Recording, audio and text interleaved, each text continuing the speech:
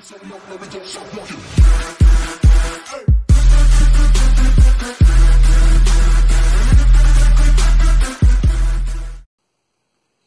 information here. I'm able to update this my Spark, but I'm not able to update the battery.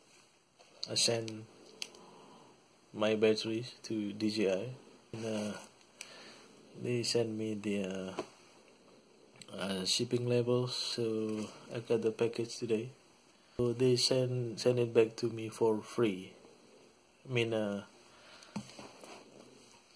I did not purchase this through the authorized DJI dealers.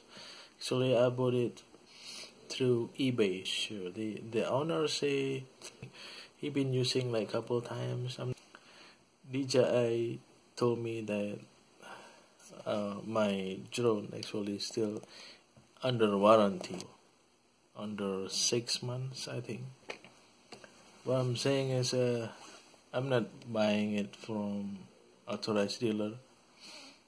I'm buying from eBay, but DJI still offer the 6-month guarantee. Out of battery, DJI told me that my battery is broken, and they send me replacement. This is, I believe, new battery. Anyway, this is the battery from a repair center, I think in Texas something.